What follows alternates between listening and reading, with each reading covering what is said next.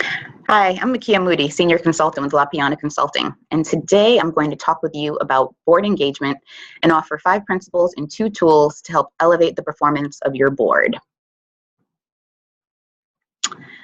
Piana Consulting was founded in 1998, and we are a management consulting firm that works with nonprofits and foundations at the intersection of strategy, structure, and culture by providing services that support strategic planning, business planning, and strategic restructuring. To learn more, check out our website. So why does board engagement matter? Nonprofit boards are the lifeblood of the social sector. And thinking about the important role that boards play, it's really important to have engaged boards that are focused on the work that they do and helping to execute on the mission of these organizations. So the 3 C's represent why I think board engagement matters: commitment, culture, and connection. Commitment, first and foremost, is a commitment to the mission of the organization. The mission should be the North Star that guides and directs everything that the board does. Culture. Culture is values, shared practices, almost the invisible elements that make an organization or a board healthy. So thinking about the relationships between board members, thinking about how things are done within that respective organization. Culture is important, and having a healthy culture correlates to having healthy relationships on the board. Which brings me to the next C, connection, which represents the connections that board members have as part of this team that is helping to govern and steward the resources of the nonprofit. The first principle is based on the relational leadership framework that was developed by Margaret Wheatley, in which she proposes that leadership is a process, and it's a process that is made up of 4 interdependent domains, which are inclusive, purposeful, empowering, and ethical.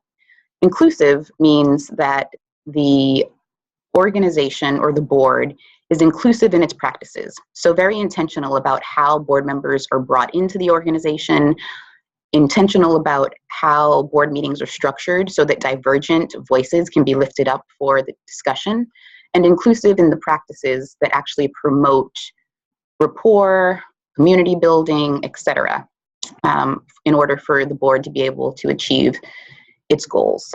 Purposeful is aligned to the mission. So thinking about the board's work and board engagement as being purposeful and aligned to the mission of the organization.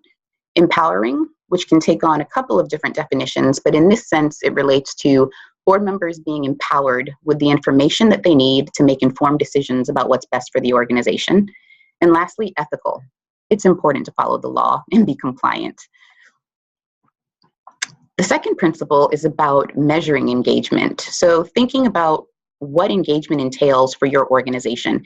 And this might be different depending on the local context or the current reality for your organization. There's different norms related to engagement depending on the people that make up the board, the history of the organization, etc. But this principle really just means that engagement is important and that it should be measured. So whether you measure that by meeting attendance and participation, or overall responsiveness, or the inclination of board members to take on special projects, it's important to have some criteria by which you're defining board engagement. The third principle is that engagement can be managed. So there's a quote that says, "What you focus on grows." If you want engagement for your board to grow, then you need to be intentional and focused on making engagement a priority. So having meeting objectives can be helpful. Actually preparing in advance of the board meeting and thinking through what your anticipated outcomes are, and then sharing them with board members prior to arriving to the board meeting so they're prepared to engage deeply in the content that's been presented. Role plays is another way to have board members be engaged in dialogue. There's different personality dispositions. We've got introverts and extroverts, some people that are more gregarious than others. And so it's really important in the context of board meetings to think about how you're inclusive and are able to engage a diverse array of individuals who are all there for the benefit of the organization. And so some ways to do that might be through role plays, which are more interactive. Another way might be through index cards or Post-its, where there's solo reflection time for board members to think through some of the questions they might have or the thoughts they're having, and then facilitate a conversation around the information that's shared.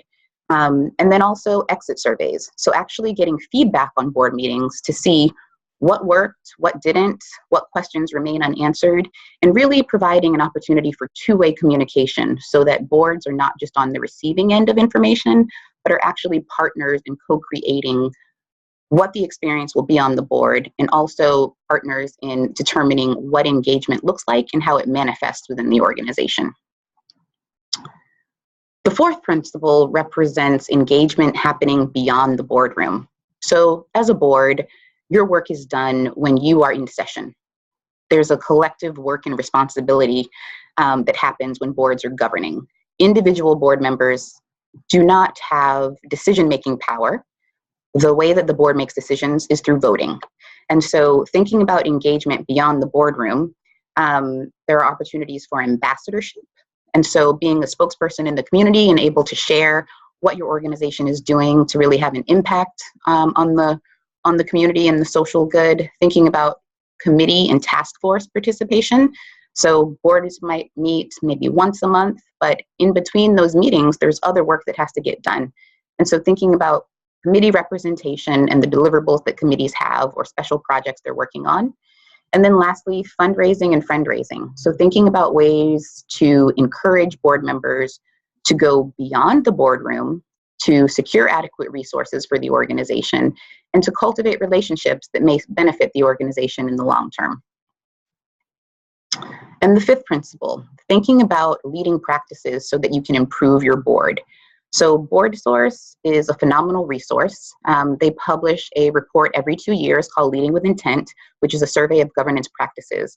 And this document is chock full of information, resources, food for thought. I cannot endorse it enough, and could be an actual tool for your board to think about where you can elevate your performance. And so some of the categories in Leading with Intent that are mentioned are related to board engagement, related to board structure, thinking about board composition. But the whole point of this slide is just that there's a body of research out there to help you become a better board. And it just requires your willingness and your agency in order to seek out these resources. Stand for Your Mission is about becoming an advocate for your organization. This website has a lot of case studies and examples from the field to inspire you, related to your efforts to continue to advocate for your mission and to be an ambassador for the work that you do. And then these other examples are just ways that the board can continue to further its own learning and be a learning board so that you can continue to improve in the work that you do and be better suited to fulfill the mission of your organization. So that concludes the 5 principles that I wanted to lay out. And here is the first of 2 tools. So one way to think about board engagement is to figure out ways to mitigate groupthink and echo chambers. So I'm sure that you're familiar with these concepts where sometimes we surround ourselves with people that are so similar to us that we continue to say the same thing ad nauseum. We don't really interrogate the information. We don't think about taking a different perspective or another angle or another viewpoint. And so it's helpful to interrupt this, which is a default, and normalize counterpoints.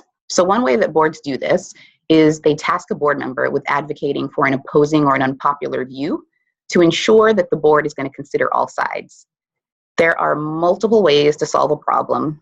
There are multiple implications from one decision to another. And really interrogating all of those possibilities, it's incumbent upon a board to do that. And so thinking about ways to structure counterpoints and provide opportunities for individuals to disagree. Civil discourse is a good thing.